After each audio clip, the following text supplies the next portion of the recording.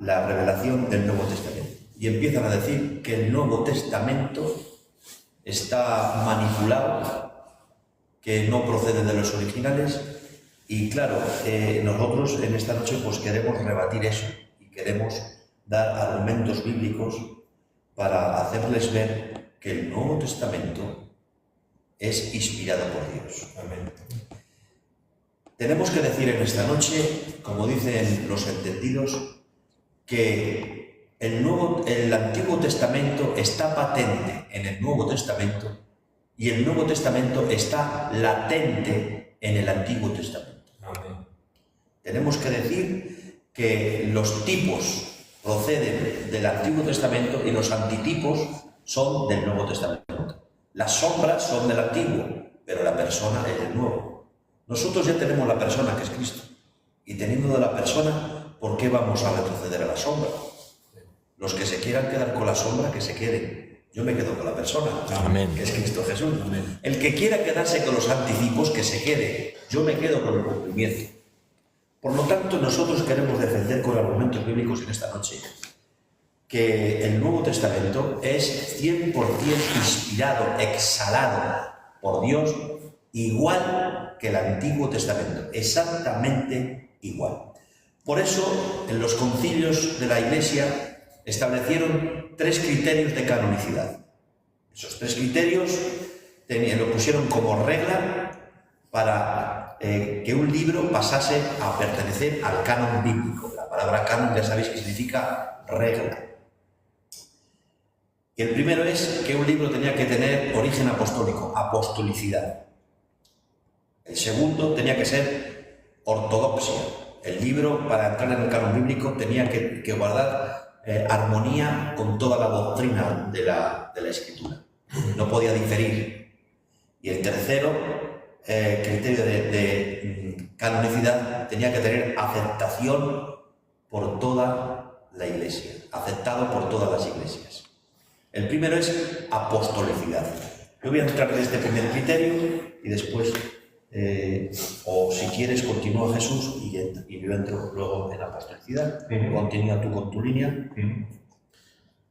Vamos a ver, los datos que vamos a dar aquí son datos que cada uno los puede encontrar. Claro. Está todo, porque yo no he ido a ningún seminario, ni soy un maestro en esto, pero está todo, lo podéis encontrar todo, buscando información ahora por internet, es muy fácil. Mirad, nuestras Biblias, la mayoría de nuestras Biblias, proceden de algo que se llama el Textus Receptus, ¿vale? Este Textus Receptus está compuesto, atención, por nada más y nada menos que 5.867 manuscritos. 5.867 manuscritos que están formados por 107 papiros, 307 unciales, 2.668 minúsculos, 2.410 leccionarios, casi 6.000 manuscritos que han sido recopilados, que han ido saliendo a lo largo de los siglos y de la historia, y la crítica textual los ha puesto encima de la mesa y ha ido examinando palabra por palabra 6.000 manuscritos. Y en todos ellos hay similitud, en todos ellos hay concordia, y esos son los que han dado veracidad a nuestro Nuevo Testamento. Ese Nuevo Testamento, vuelvo a repetir, no se hallaba ni un solo manuscrito original escrito en arameo o en hebreo, falso, no hay ninguno, y eso está ahí, lo podéis ver, cualquier teólogo, cualquier historiador sale a la palestra y lo dice en internet, tenéis ahí mucho material. De aquí provienen la mayoría de Biblias que nosotros conocemos, entre ellas nuestra amada y querida Reina Valera, que es la que nosotros utilizamos casi siempre, ¿vale? Más aún, hablábamos de Josué, que hasta hace poquito se han encontrado papiros, como el papiro de Rylands, que se encontró en 1990, que es el último que se ha encontrado, en 90-94, y coincide en toda la información cercana a la vida de Jesús. Hay otro papiro que es el papiro Tide, encontrado en el siglo I, fíjate, del siglo I a 1990, fragmentos del Tide y del Ryland coinciden en la vida de Jesús. O sea, ya en el siglo I nosotros ya tomamos en el Textus Receptus información antes de que la Iglesia Católica afectara al cristianismo. Por lo tanto, también hay otra Biblia que se ha encontrado, la Vetus Latina, que se cree que está escrita entre el siglo I y II, mucho antes de que el Imperio Romano afectara al cristianismo. Por lo tanto, nuestro Textus Receptus tiene la fiabilidad porque, a no ser que la mano de Dios preservara, hiciera llegar casi 6.000 documentos que coinciden, eso es algo milagroso, algo que lo ha hecho el Señor bendito. Por otra parte, las Biblias que utilizan estos hombres que provienen del mesianismo, de las raíces hebreas, parten de una base del texto crítico, textus crítico. Este textus crítico está compuesto por el códice sinaítico, porque se encontró en el monte Sinaí por un monje, y por eso se llama el códice sinaítico. Y por el códice vaticano, se encontró en una librería del Vaticano en la Edad Media. Entonces, juntos, fíjate que nosotros utilizamos en el Textus Receptus casi 6.000 papiros para componer, que han analizado la crítica textual, para componer nuestro Textus Receptus, de donde vienen nuestras Biblias. Pues ellos utilizan dos o tres el Textus Receptus. Y en ese Textus Receptus fue sacado a la luz en el siglo XIX por Westcott, por Hall, por Nestlé y Allen, que son 4 hombres que volvieron a poner de nuevo en relieve este Textus crítico, ¿vale? Pero el Textus crítico, que está compuesto por el códice sinaítico y por el códice vaticano, tiene, según Tyndall, que era un historiador, un famoso teólogo, Tischendorf, perdón, tiene más de 15.000 alteraciones, de tal manera que la crítica textual no lo da por válido al texto crítico. ¿Por qué?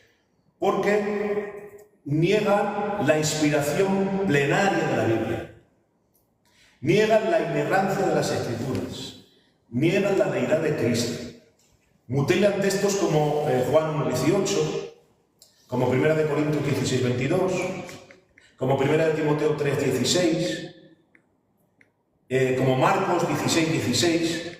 O sea, atacan a la deidad de Jesucristo, a la preexistencia de Jesucristo, atacan a la doctrina del bautismo y atacan a un montón de cosas, gloria al Señor, que nosotros en nuestro Textus Receptus las tenemos bien claritas y bien seguras. Por eso, con personas que no se puede dialogar y debatir, con personas que utilizan una misma fuente, antes lo hablábamos. Yo puedo debatir con personas que interpretan esta escritura de una manera y yo la interpreto de otra. Pero una persona que niega que esta Biblia que yo tengo es inspirada y que encima se está inventando una mentira como que ellos tienen un Nuevo Testamento en hebreo y arameo, no se puede debatir, no podemos entrar, no puedes entrar en debate. Pero está clarísimo por la historia y por todo lo que los datos que hemos dado, por las fechas y muchos más datos, que yo no soy doctor en esta materia. Hoy iba a venir una persona que es más docta que yo, pero al final no ha podido el hombre, que más adelante, si Dios quiere, en futuros programas, si así se requiere, pues si el pastor lo bien, podrá estar. Entonces, queda claro que la fiabilidad de nuestra Biblia es absoluta y es radical, y nadie puede poner en tela de juicio la veracidad de nuestro Nuevo Testamento y de nuestra Biblia. Así es. Hay que entender algo importante, que los manuscritos que se han hallado recientemente, como los rollos de Qumran, que de ahí salen las Biblias críticas, hemos podido ver que milagrosamente Dios ha preservado la doctrina, porque esos manuscritos que se han hallado recientemente, mucho más antiguos, se han comparado con los manuscritos de las bases textuales por los que se hacía la Reina Valera de 60, que es el Textus Receptus, y se ha podido comprobar que esas variantes, es verdad que hay muchas variantes, muchas erratas, no afectaba a la doctrina fundamental para nada.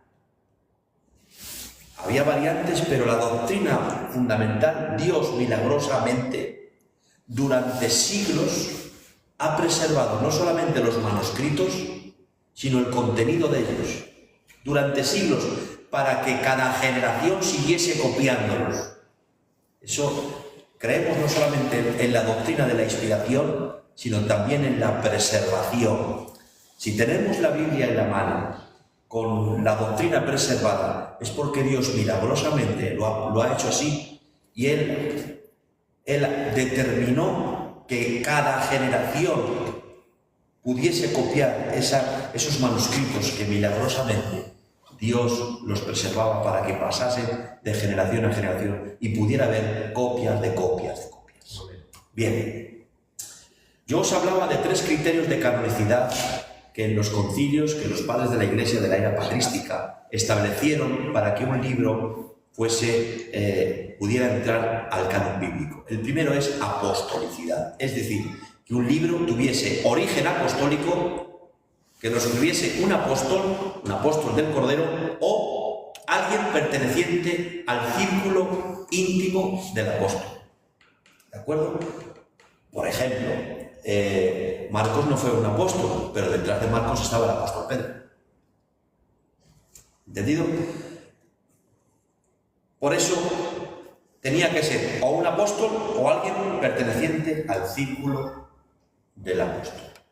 Ese es uno de los criterios para que un libro fuese canónico. Y podemos ver que el Antiguo Testamento, todos los libros han sido escritos con ese criterio de apostolicidad. Por eso han entrado en el canon bíblico y por eso creemos al 100% que son inspirados. Por ejemplo, el apóstol San Pedro, hay algo maravilloso en una de sus cartas, porque pone los escritos de Pablo al mismo nivel y a la misma sintonía que las escrituras del Antiguo Testamento.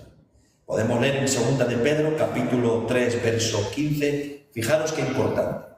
Dice: tened en cuenta que la paciencia de nuestro Señor es para la salvación, así también os ha escrito nuestro amado hermano Pablo, según la sabiduría que le ha sido dado, que en casi todas sus epístolas habla de estos temas, aunque algunos difíciles de entender, que los ignorantes e inconstantes tuercen, como hacen también con las otras escrituras.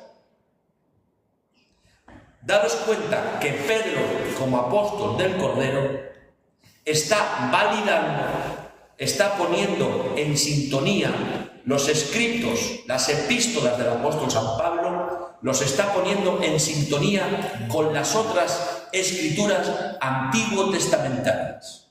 Gloria al Señor. Esto es maravilloso, gloria al Señor.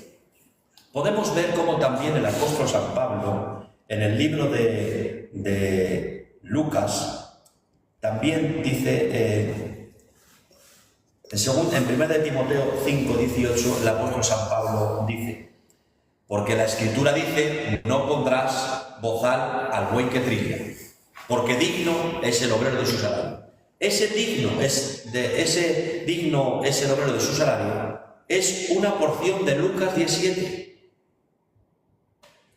No pondrás bozal al buey que trilla es un texto de Deuteronomio capítulo 25, pero el digno es el obrero de su salario, eso es de Lucas 17. Es decir, que Pablo pone al mismo nivel de inspiración la porción de Deuteronomio capítulo 25, no pondrás bozal al buey que trilla, y dice en Timoteo, porque digno es el obrero de su salario. Eso ya no es de Deuteronomio, eso es de Lucas, y Pablo lo cita unido, enseñándonos que tiene la misma inspiración, la misma sustancia y la misma naturaleza exhalada de Dios, tanto los escritos antiguos testamentarios como los novotestamentarios. Podemos leer en 1 de Tesalonicenses, capítulo 4, verso 15, dice el apóstol San Pablo: por lo cual os decimos esto como palabra del Señor. Cuando él está hablando de la esperanza del arrebatamiento, Dice, no quiero que ignoréis acerca de los que duermen, porque si creemos que Jesús murió y resucitó, así traerá Dios con él a los que durmieron en él. Y al final dice, por lo tanto, os decimos esto como en palabra del Señor. Es decir, que el apóstol San Pablo estaba reconociendo que no eran ideas suyas, sino que las palabras que él plasmaba a la epístola de Tesalonicenses eran palabras del Señor. Amén. Primera de Tesalonicenses 2:13 dice el apóstol San Pablo: no cesamos de orar y de dar gracias a Dios por vosotros, porque cuando os prediquemos lo recibisteis no como palabra de hombre, sino recibisteis nuestras palabras como palabra de Dios. Eso lo dice el apóstol San Pablo. Después vuelve a decir en 1 Corintios capítulo 2, verso 13, dice, hablamos no con palabras enseñadas con sabiduría humana, sino hablamos con palabras que enseña el Espíritu. Repito, Pablo dice en Corintios 2:13, hablamos no con palabras enseñadas por sabiduría humana, sino con palabras enseñadas por el Espíritu. Por lo tanto, el famosísimo texto de 2 de Timoteo capítulo 3, verso 16, que dice, toda escritura es inspirada por Dios, exhalada por Dios. Es una palabra griega que es theonestus. Esa palabra theonestus, que es theonestus, es exhalada, respirada, soplada por Dios. Toda escritura es inspirada por Dios, no solamente se está refiriendo a los escritos antiguo testamentarios, porque cuando se escribió Timoteo ya se había escrito 15 años la epístola a los tesalonicenses. Por lo tanto, entendemos que el Nuevo Testamento tiene este sello, el primer criterio de canonicidad, tiene apostolicidad. El Nuevo Testamento está sellado por los apóstoles del Cordero. Y tenemos que entender que el que rechaza el Antiguo Testamento rechaza a Cristo.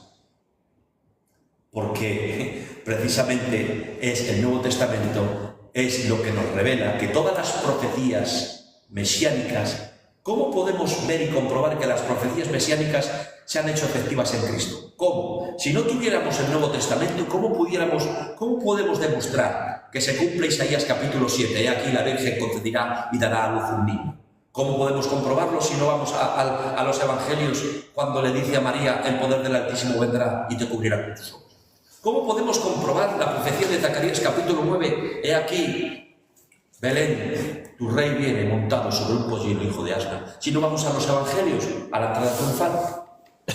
¿Cómo podemos comprobar los sufrimientos de Cristo de Isaías capítulo 53? Despreciado y desechado entre los hombres, varón de dolores experimentado en quebranto. O los sufrimientos del Salmo capítulo 22, horadado mis pies y mis manos, contar puedo todos mis huesos. ¿Cómo podemos comprobar que se han hecho efectivas esas profecías si no tuviéramos la revelación nuevotestamentaria?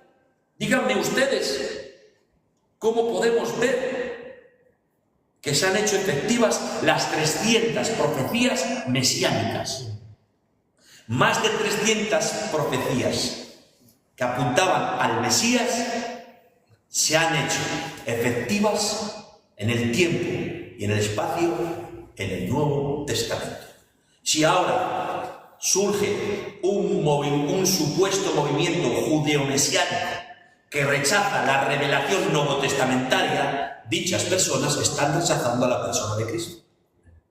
Porque dice Cristo, escuadriñad las Escrituras, porque ellas dan testimonio de mí. Y a los dos discípulos del camino de Emaús les dice, oh, tardos de corazón. Dice, y empezó a abrirle las Escrituras, cómo hablaban de él, desde los escritos de Moisés, pasando por los escritos de los profetas y de los salmos, cómo daban testimonio de él.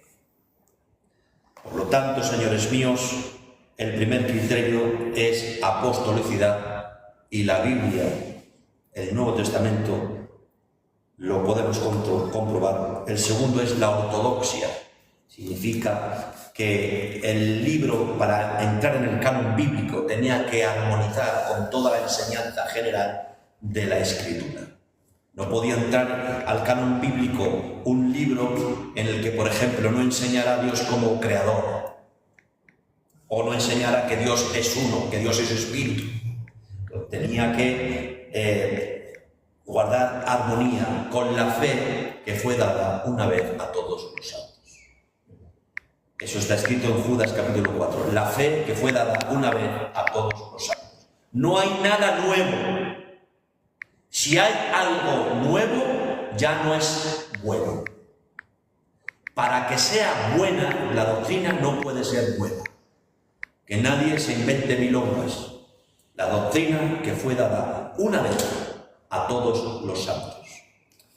El que venga a decirte, yo soy un apóstol y traigo nuevas revelaciones, si son nuevas ya no son buenas. Porque la doctrina es la fe que fue dada una vez a todos los santos. El nombre de Dios sea bendito. Amén. Adelante, Jesús, si quieres seguir.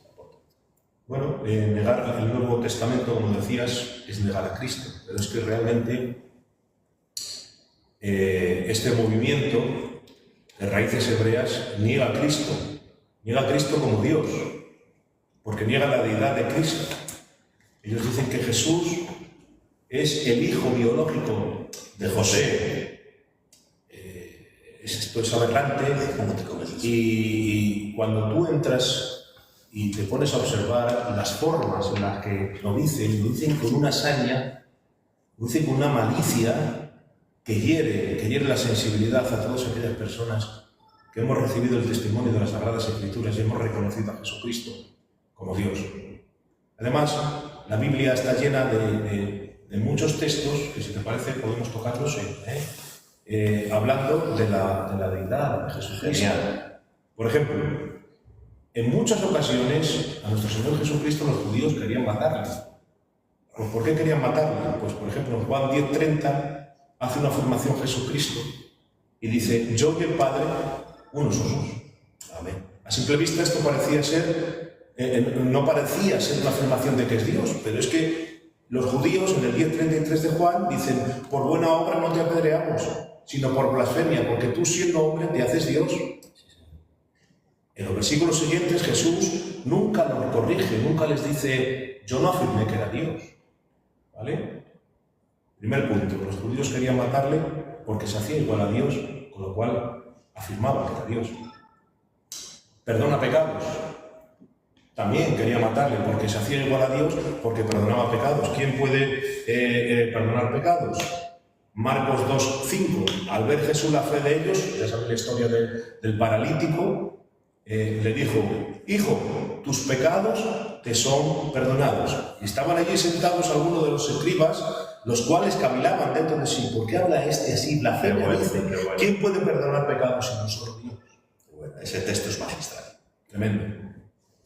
Él, mismo Jesucristo, declara su preexistencia. Juan 8:58, Jesús les dijo, de cierto os digo, que antes que Abraham fuese, yo soy. Y este yo soy tiene mucha relevancia. Porque ya sabéis que cuando en la zarza que ardía, Dios se manifestó a su siervo Moisés, y él le preguntó, ¿quién me envía? Él dijo, yo soy. Y este yo soy es una alusión al mismo que estaba hablando a Moisés en la zarza de Sinaí. Antes que Abraham fuese, yo soy. Y la respuesta de los judíos, cuando escucharon esto, volvieron a tomar piedras y le quisieron matar por blasfemia. En ningún momento Cristo se defendió y se dijo, que no quiero decir eso. Porque realmente, aunque él no lo decía, estaba implícito que él daba testimonio que era Dios. El testimonio de Juan nos dice, Juan 1:1, que el verbo era Dios. Amén. Gloria a Dios. Amén. Hechos 20:28, hay un montón de textos, Que muchos hermanos dicen que si Juan 1:1 está tergiversado, está falsificado. Es que, claro, debatir con alguien que rechaza la revelación del Nuevo Testamento es que ya de base ya nos cierra las puertas. Y encima, inventándose un Nuevo Testamento que dicen que el original estaba escrito en hebreo y en arameo. Totalmente falso, no existe. Viene de las Biblias de Adam, de Wesley, de Westcott y Hall, que por cierto, estos hombres que sacaron a la luz el texto crítico que hemos dicho que tiene un montón de errores y un montón de perversiones, estos hombres están relacionados históricamente, lo que se puede ver en internet, con el satanismo, con el mundo del ocultismo. Promotores del movimiento de homosexual. O sea, fíjate qué pelajes tenían estos hombres que están promoviendo este tipo de Biblias de las que beben esta gente de las raíces hebreas. Seguimos. Hay un montón de textos, pero a mí me encanta este que él recibe adoración. Ese es magnífico. Recibe adoración en Mateo 2:11, en el 14:33, en el 28:9, en Lucas 24:52, en Juan... ¿Leer alguno? Sí. Mateo 2:11. Mateo 2:11, por ejemplo.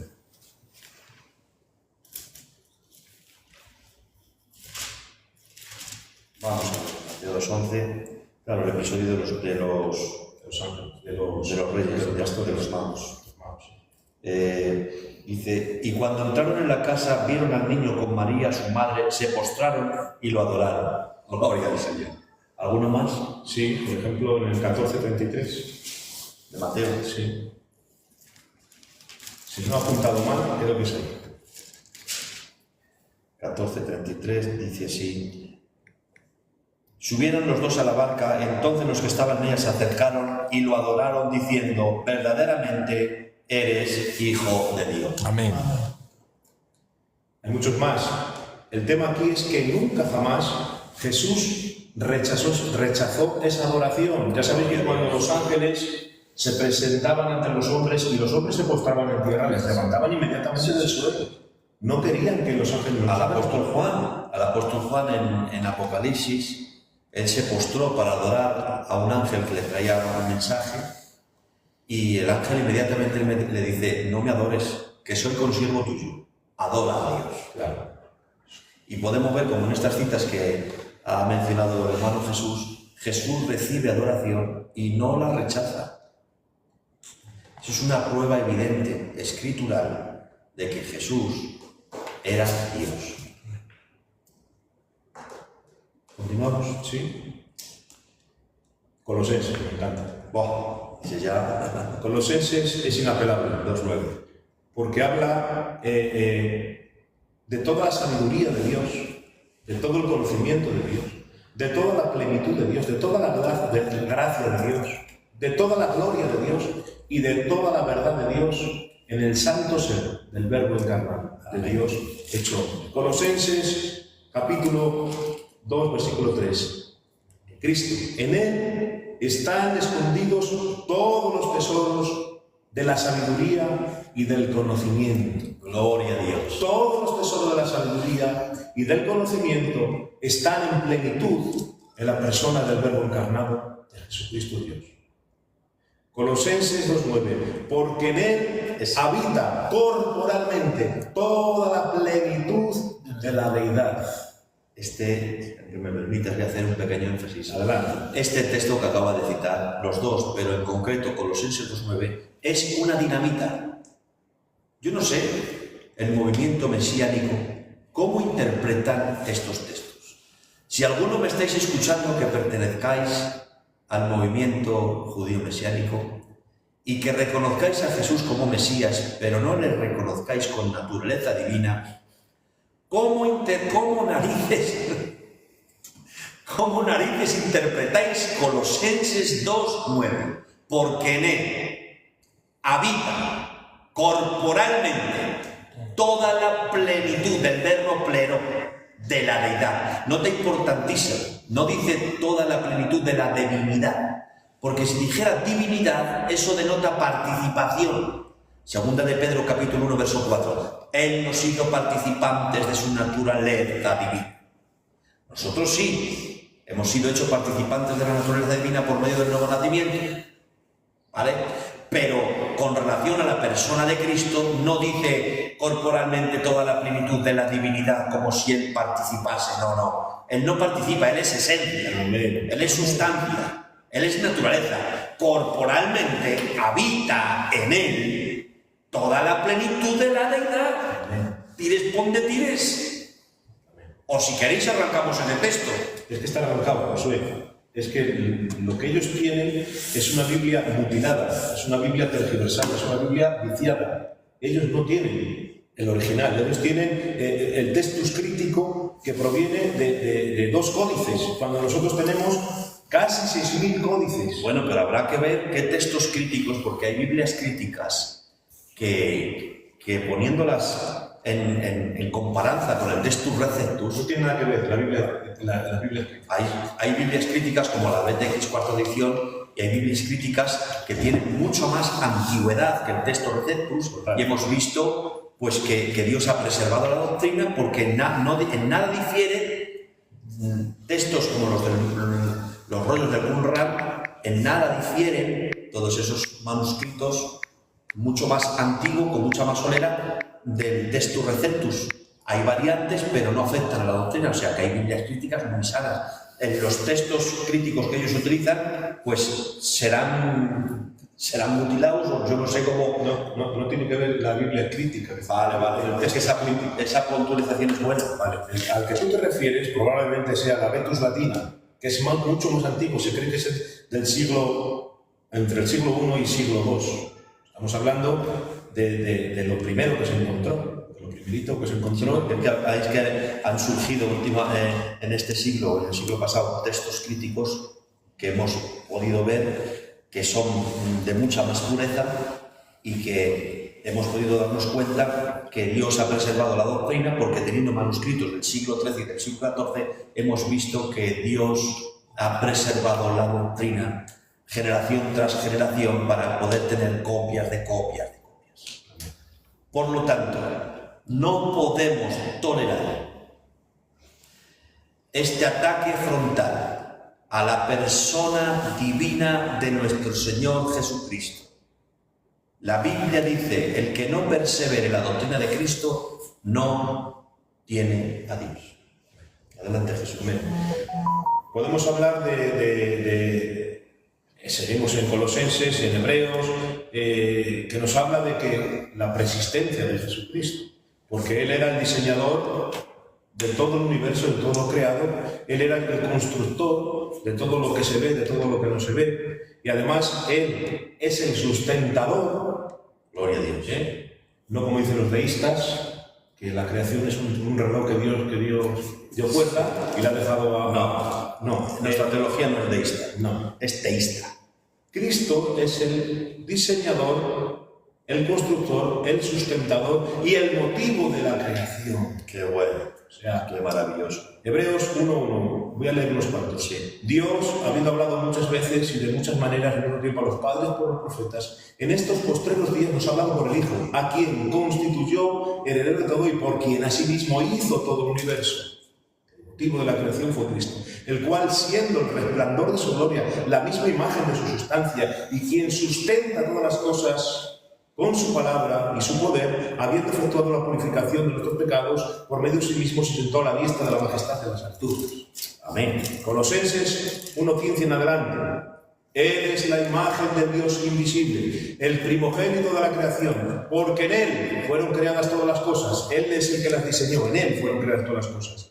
Las que hay en los cielos, las que hay en la tierra, visibles e invisibles, sean tronos, dominios, principados, potestades, todo fue creado por medio de Él y para Él. O sea, Él diseña, Él es el motivo de la creación y Él es el constructor, el artesano que las hace.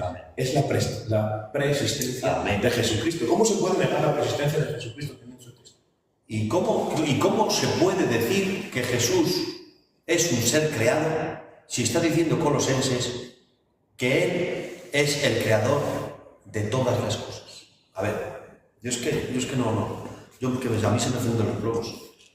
¿Cómo pueden decir que Jesús es creado cuando acaba de citar un texto? Vuélvelo a repetir, por favor, Colosenses 1:15. Él es la imagen del Dios invisible, el primogénito de toda la creación. De ahí parte. Ese es el error. Ya, pero es que, ¿cómo entendemos la palabra primogénito? Claro. La palabra primogénito hay que remontarse a los orígenes, a los patriarcas, y el primogénito tenía 3 privilegios. El primogénito, como hebreo, era cabeza y líder de todos sus hermanos. Exactamente. Le pertenecía a la bendición patriarcal y le pertenecía doble porción de la herencia. Que por eso se enfadó tanto Esaú con Jacob. Tenía 3 privilegios: cabeza y líder de la familia, la bendición patriarcal, la bendición, la oración del padre, que por eso luego vino Esaú: padre, ¿no tienes otra bendición para mí? Porque ese privilegio era para el primogénito, y doble porción de la herencia. Esas 3 dignidades las tenía Cristo. Él es la cabeza del cuerpo, que es la Iglesia. Él ha recibido una herencia, que somos todos los redimidos, ¿vale? Somos herencia de Dios, somos coherederos con Dios, ¿vale? Y dice Colosenses, dice, para que en él habite toda la preeminencia. ¿Se dan cuenta? Las 3 dignidades. Él es el primogénito de toda la creación, pero al final dice, para que en él habite toda la preeminencia. Entonces no podemos interpretar Cristo es primogénito en el sentido de que es lo primero creado. No. Claro.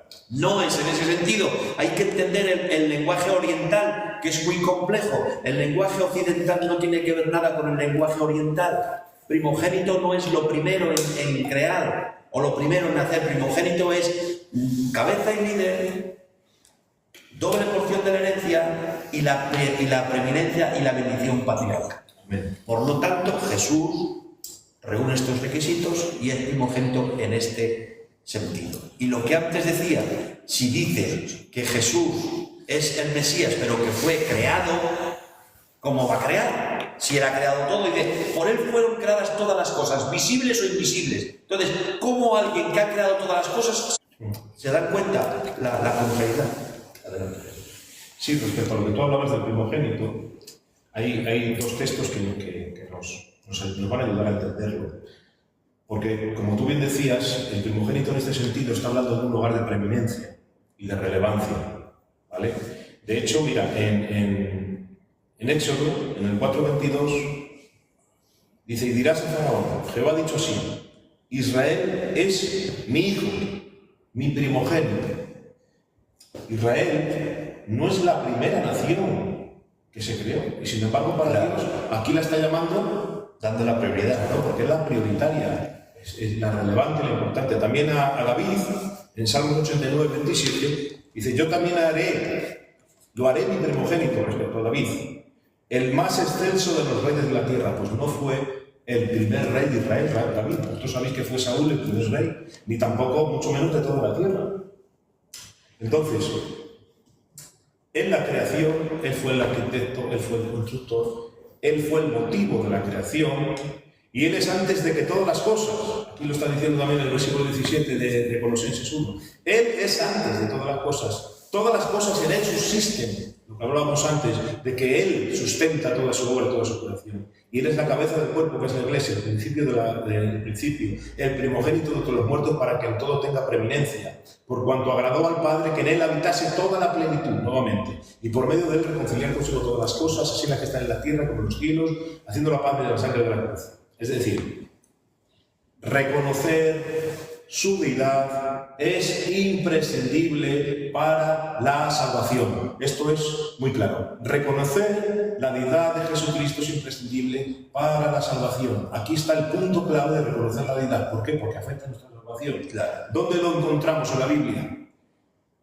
Jesús se dirige a los fariseos, a los judíos que no lo recibían, y les dice en Juan 8:24, por eso os dije que moriréis en vuestros pecados. ¿Por qué? Porque si no creéis que yo soy, nuevamente alude a la palabra yo soy. Si no creéis que yo soy Dios, yo soy, ese mismo yo soy del Sinaí. Si no creéis que yo soy, en vuestros pecados moriréis. O sea, que se le podía recibir como el Mesías, como un profeta, pero no iba a afectar a la salvación, iban a estar igualmente condenados. O sea, recibir a Jesucristo como Hijo de Dios es vital para poder ser salvos. Juan 8:24, recordarlo bien, Juan 8:24, porque os dije que moriréis en vuestros pecados, porque si no creéis que yo soy, en vuestros pecados moriréis.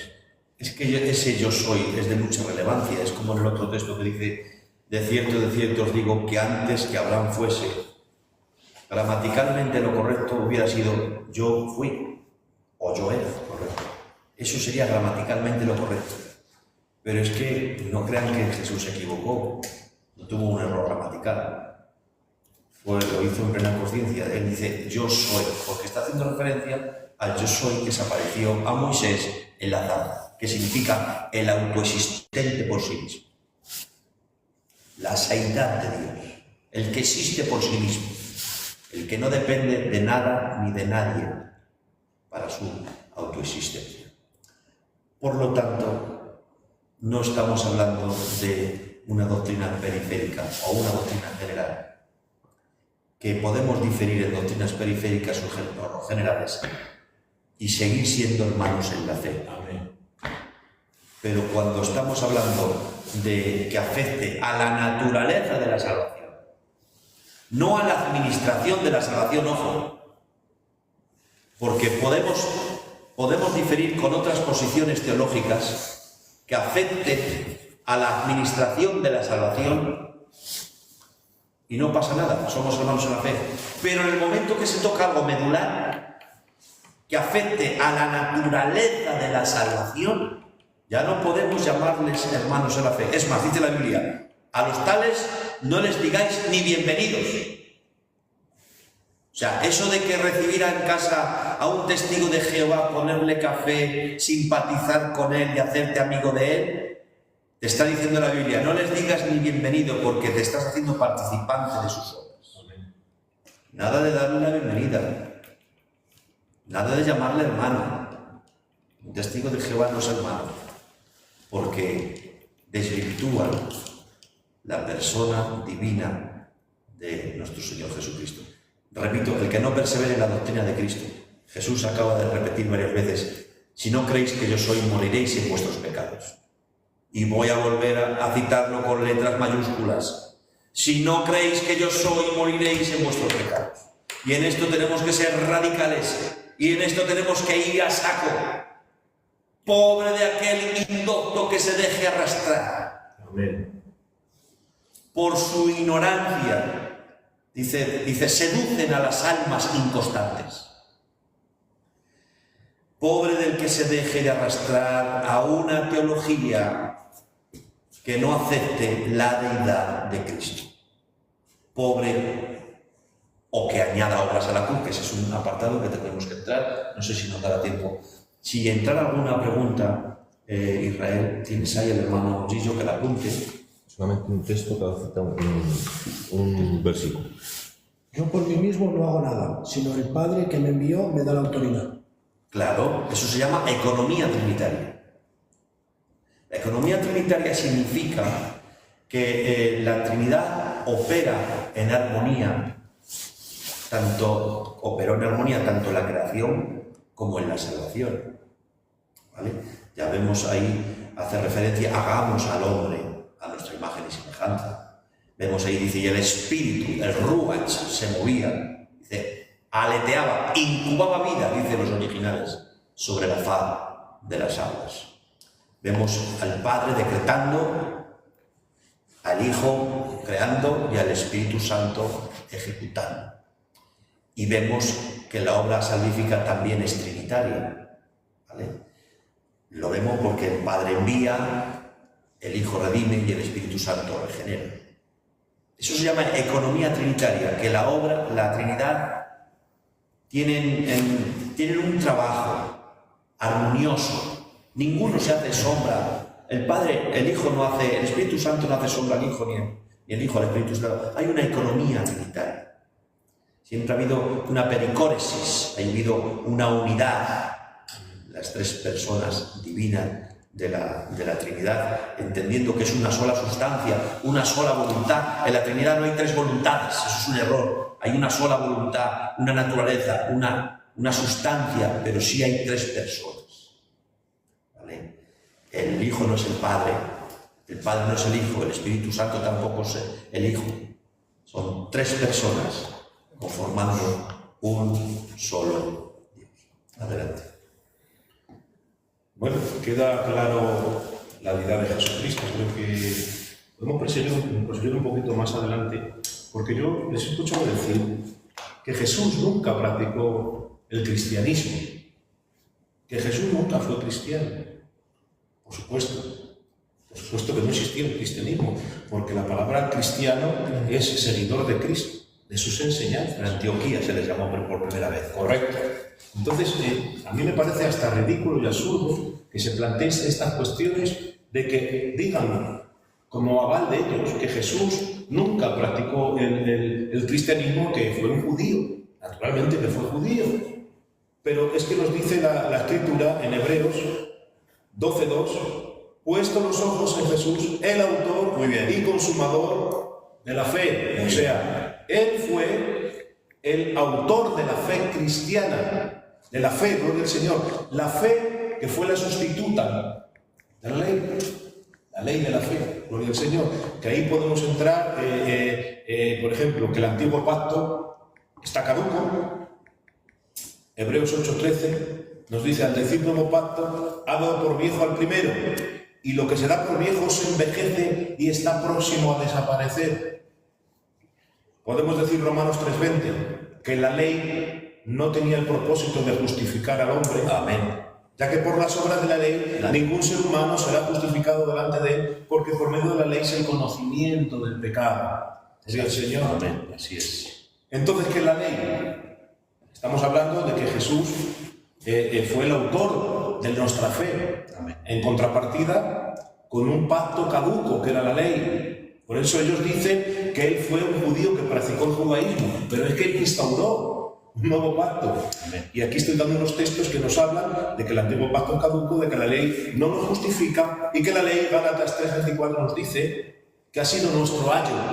Amén. Que nos llevó de la mano, fue el vehículo que nos trajo de la mano a la gracia por medio de Jesucristo y por medio de la fe. Amén. Y nos dice que ya, que venida la fe, ya no estamos bajo el ayo. Hablabas tú antes, Josué, de la sombra. Ahora tenemos ya la sustancia, la persona. Pues todos sois hijos de Dios por la fe en Jesucristo.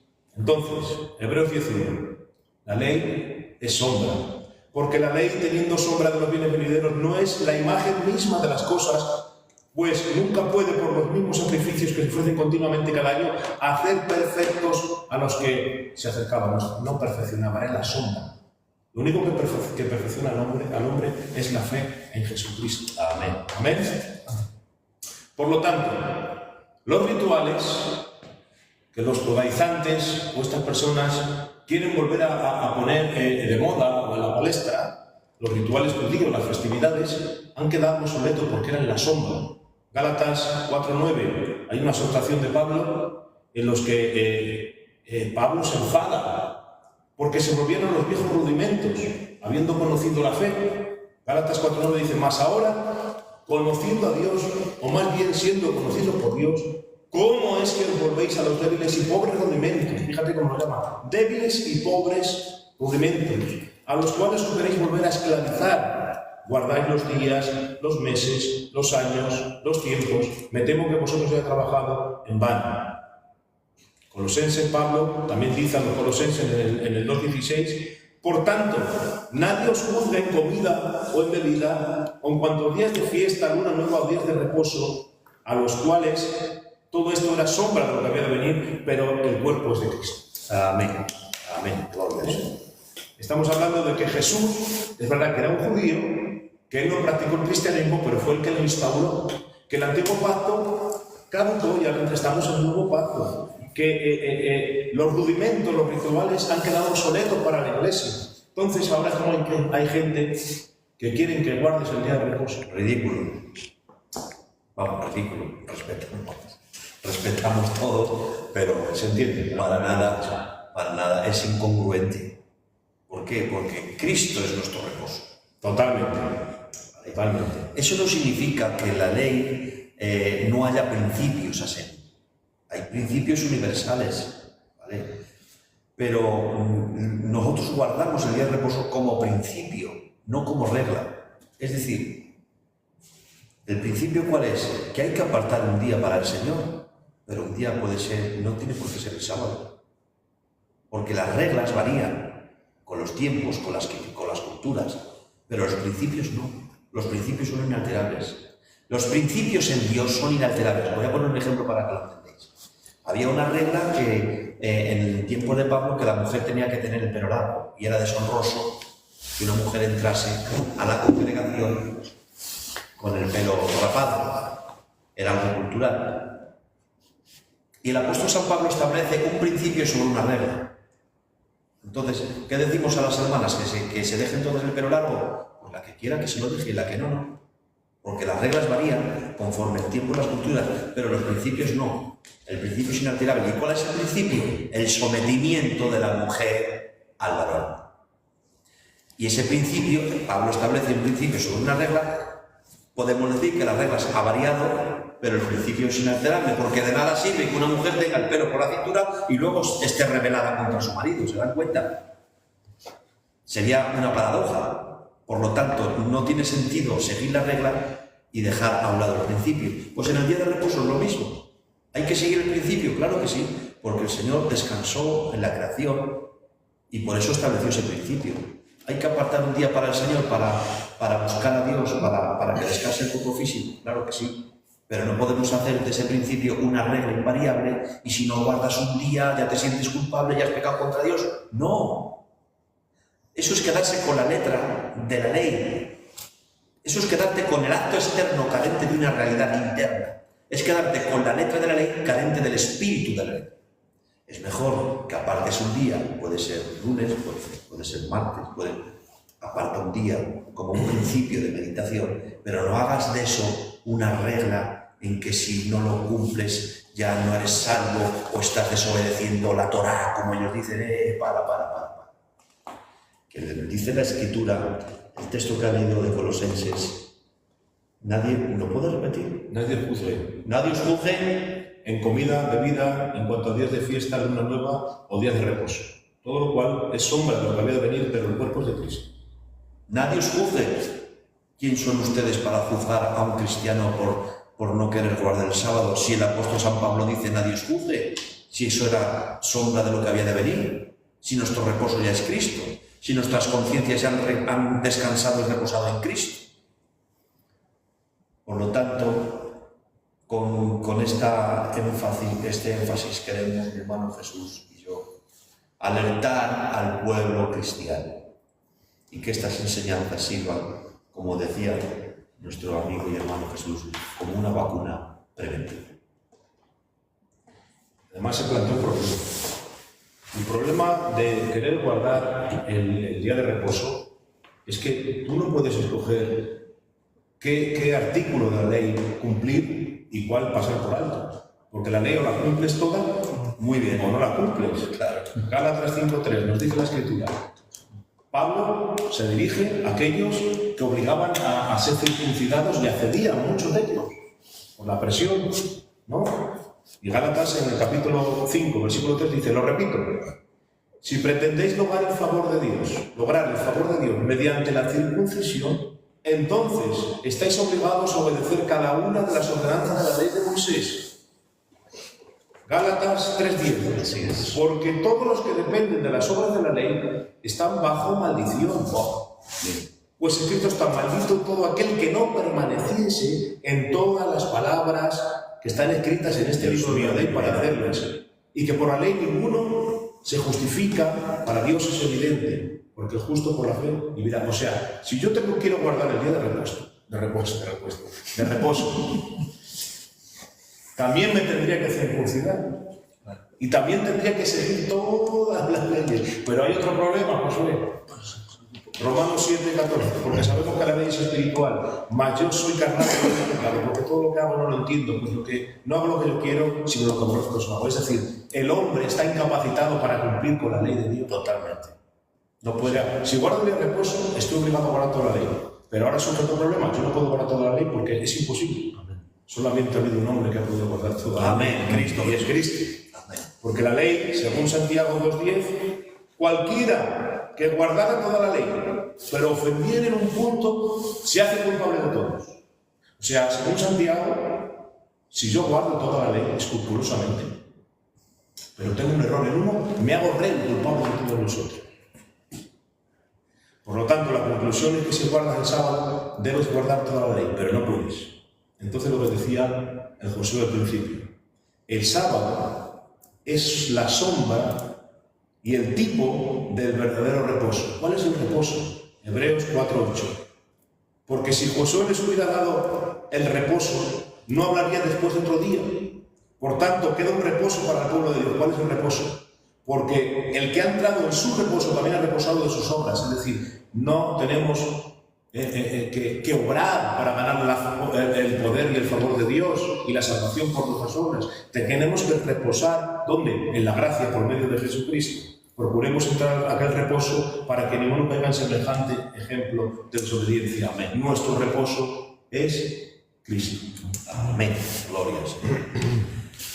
Para eso, el libro más enfático para este tema es los Gálatas. El libro de Gálatas va a saco contra los judaizantes. Hay un texto muy radical que no lo quiero omitir, que se encuentra en el capítulo 4, verso 6. De Cristo os desligasteis los que por la ley os justificáis, de la gracia habéis caído. Repito. Gálatas 4, 6. De Cristo os desligasteis los que por la ley os justificáis, de la gracia habéis caído. ¿Sabéis en qué consiste la apostasía? En añadir obras a la cruz. Amén. Añadir obras al perfecto y santo sacrificio de Cristo, eso es apostatar. Porque todo aquel que trate de añadir obras a la cruz la invalida. Porque el sacrificio de Cristo es suficiente. Amén. Fijaros si es suficiente que el Dios Padre lo ha vindicado resucitando a su Hijo Jesucristo. Amén. Cristo, el fin de la ley, otra traducción dice, la finalidad de la ley es Cristo. Entonces, si alguien te obliga o te enseña que hay que guardar la Torá, que hay que guardar el sábado, que hay que circuncidarse, que te tienes que poner un kipá, que no puedes comer balichó, etcétera, etcétera, etcétera. Eso es una comida tan adulterada que te va a hacer creer que tu salvación también depende de eso. Y déjame decirte que la salvación es de Jehová. Amén. Y tú no tienes ni categoría, ni poder, ni solvencia, ni para salvarte, ni para mantenerte salvo. Amén. Solamente es a través de Cristo, como el Cordero de Dios, que quita el pecado del mundo. Por eso, Gálatas está escrito y les dice, ¿quién os fascinó? Vosotros corríais bien, Gálatas. ¿Quién os fascinó? ¿Corríais bien? Habéis empezado habiendo empezado por el Espíritu. Y aquí esto lo tenemos que aclarar a Jesús, porque no está hablando de un cristiano que no sea muy espiritual. Dice, ¿quién os fascinó? Porque existe lo que llamábamos antes la mística judía, que Jesús lo decía muy bien, que lo han utilizado como un caballo de Troya, en el sentido de que han apelado a la melancolía de las raíces del pueblo gitano, que si somos alguna de las tribus, que está comprobado científicamente por el ADN, etcétera, etcétera, etcétera. Que hoy en día la nación judía es una nación más. Correcto. Porque han sido desgajados del olivo por su incredulidad. Gálatas 3:28 dice, ya no hay varón ni mujer, ya no hay judío ni griego, ya no hay bárbaro ni escita, todos somos uno en Cristo Jesús. Todos somos uno. Ya no hay varón ni mujer. No está hablando con la relación al ministerio, porque los que apoyan el ministerio de la mujer cogen ese texto. Está hablando con relación a la salvación. Con relación a la salvación ya no hay judío ni griego, ya no hay bárbaro ni escita. Es decir, que no tiene más preferencia delante de Dios el judío étnico. Que el judío étnico, si rechaza a Cristo, está condenado. Que para ser salvo hay que entrar por la puerta que usted y yo hemos entrado. Hay que tener el mismo espíritu que usted y yo tenemos. Porque nadie viene al Padre. No dice va, como que cualquiera puede ir. No. Solamente pueden venir al Padre aquellos que han reconocido a Jesucristo como único Señor y Salvador de sus almas. Por lo tanto, que nadie se deje fascinar. ¿Vale? Si hay alguna pregunta, la podemos... Preguntan si no hay que obedecer al Padre, ¿qué es lo que está enseñando Cristo? ¿Cómo que no hay que obedecer al Padre?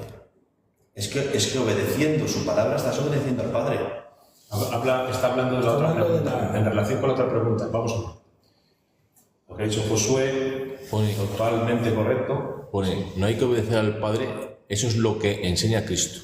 Claro, pero vamos a ver. Aquí lo que la gente no entiende que ha sido grande el misterio de la piedad, que Dios fue manifestado en carne. Entonces hay un texto que me rompe los esquemas y que no lo vamos a entender. Dice que Cristo aprendió la obediencia. A ver, ¿cómo Dios puede aprender la obediencia? No es omnisciente, no sabe todo. Claro que lo sabe. Pero en su faceta humana, hay que entender esto, en su faceta humana, así es, tuvo que experimentar. Experimentó lo que era obedecer al Padre, se sometió voluntariamente. Eso no significa que no sea igual a Dios. Significa que adoptó un rol nuevo, un rol de sumiso, un rol donde ahora Él no mandaba, sino que obedecía. Para que veamos, muy bueno, cuán grande es la humillación de nuestro Señor al hacerse hombre. Tuvo que aprender la obediencia en la experiencia. O sea, no podemos a veces entender, no lo entendemos porque es un misterio. La Biblia dice grande es el misterio. Y todas estas preguntas que van relacionadas, si era hombre, ¿por qué era Dios? No tienen sentido estas preguntas porque se tienen que plantear desde la base de que Dios hizo hombre.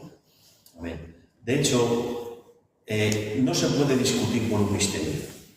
Primera de Timoteo 3:16, que si no es primera o segunda, no lo recuerdo bien, dice: e indiscutiblemente grande es el misterio de la piedad, Dios fue manifestado en carne. Y dice Pablo, por esto no discutáis, que eso es indiscutible, porque por mucho que discutáis, es un misterio. Y hay cosas, como yo suelo decir muy a menudo, que están reveladas pero no están explicadas.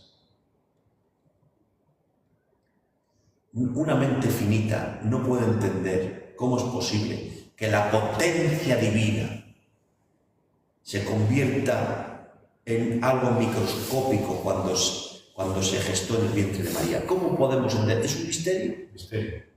¿Está revelado? Sí. ¿Está explicado? No. Por eso dice Pablo, por este misterio no discutáis.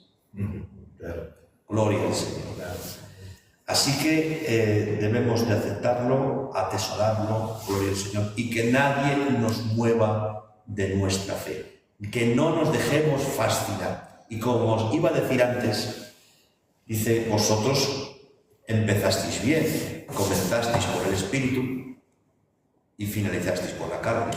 Devocionalmente siempre hemos predicado de ese texto, haciendo entender que el creyente, si no se santifica, pues puede acabar en la carne. No está hablando de eso, está hablando, comenzasteis recibiendo el Evangelio por la fe y ahora habéis recurrido a los esfuerzos humanos carnales. Es decir, os regresáis a un Evangelio de obras. ¿Recibisteis el Espíritu por la fe o por las obras de la ley? Entonces, si recibisteis el Espíritu por la fe, porque ahora regresáis a una religión de obras, al esfuerzo humano, a querer ganar tu salvación por las obras o a mantenerla. Nadie puede mantener la salvación por las energías de la fuerza carnal. Nadie. La Biblia dice que todas las cosas nos han sido dadas por su divino poder, y aunque la voluntad del hombre tiene que estar rendida y se tiene que santificar, pero tenemos que entender que si la gracia de Dios no nos capacita y Él no produce el querer como el hacer por su buena voluntad, por mucho que trates de ayunar, de orar, de santificarte, como Dios no te capacite, no llegas ni a Simancas. Simancas es un pueblo de aquí, de Valladolid. Gloria al Señor. Pues, hermanos, creo que ha sido una gran bendición. Aleluya. Espera, ha dicho... Israel, Sí. si me permites, pastor, no vamos a entrar en estas cuestiones, porque yo estoy harto de estos tipos de debates. Van a empezar a preguntas que no tienen sentido, y creo que hemos dado muchos textos, mucha Biblia, mucho razonamiento. No vamos a debatir con quien está negando. Empezábamos con esto. Sí. No podemos debatir con personas que están negando la inerrancia de nuestro Nuevo Testamento que tenemos. Entonces, no hay discusión. Nosotros nos hemos dirigido a nuestro pueblo. Y nosotros nos hemos dirigido a la gente que quiere aprender, como en esta noche aquí se ha enseñado, de una manera sencillita. No vamos a entrar en polémicas ni en detalles. Hay suficiente información. Llevamos hora y media por lo menos dando textos y textos y textos para que nadie... A no ser que sean preguntas coherentes. A no ser que sean, claro, preguntas coherentes. Pero ya sé cómo van a ver estos tipos de preguntas. Así que creo... Pues, hermanos, subrayamos lo dicho, creemos en la revelación del Nuevo Testamento como palabra inspirada por Dios. Creemos que la Biblia es un milagro de Dios porque guarda una unidad perfecta. Creemos que la Biblia es el libro inspirado por Dios porque hay una unidad orgánica en la Escritura. 40 autores de diferentes épocas, culturas e idiomas, escrita en un periodo de 1500 años, y guarda una armoniosa unidad, un puzzle que Dios ha diseñado a lo largo de 1500 años por 40 autores diferentes, de diferentes idiomas, épocas y culturas, y este libro guarda una perfecta unidad que se interpreta a sí mismo. Amén. Eso solamente lo puede lograr una mente divina inspirando a autores humanos. Como dijo un gran teólogo, la Biblia es el único libro que cuando la lees, el autor está presente. Amén. El nombre de Dios sea bendito. Amén. Ha sido un placer compartir con este hombre de Dios tan bendecido en la Escritura y con esta claridad como el Señor le usa. Un placer, Jesús. El placer es mío, ¿verdad? Hermano, un privilegio. Sabes que se te valora mucho en España, no solamente como predicador enseñando la palabra, sino también en tu faceta de alabanza. Un placer, hermanos.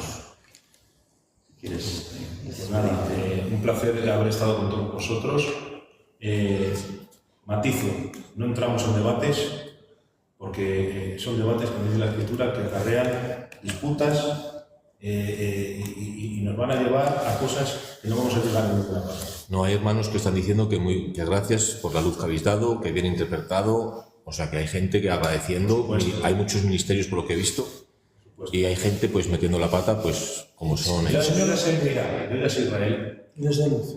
he tenido debates con ellos, y no todos, no voy a decir que todos, pero una gran mayoría de ellos te faltan el respeto, te insultan, te pican para que entres al trapo y te saquen de tus casillas. Voy a decir esto y no es faltar el respeto, es decir la realidad. Muchos de ellos les guía un espíritu maligno. Muchos de ellos están guiados por el propio Satanás. Qué fuerte. Porque están torciendo las Escrituras, están desviando a la gente del Evangelio de la salvación de Jesucristo. Y eso es una obra de Satanás. Y además lo hacen con violencia y lo hacen con agresividad, insultando y faltando el respeto. No vamos a saltar y a daros el gusto de que nos insultéis y de que nos faltéis. Aquí hemos venido a enseñar la palabrica del Señor. Amén. Con sencillez, con respeto, y esto va dirigido a nuestro pueblo. Eso es. Ya está. No va dirigido a nadie más. Que Dios os bendiga mucho. Ha sido un honor estar contigo, Josué. El honor ha sido Y con estos hombres que están ahí detrás. Un abrazo para todos. Un abrazo.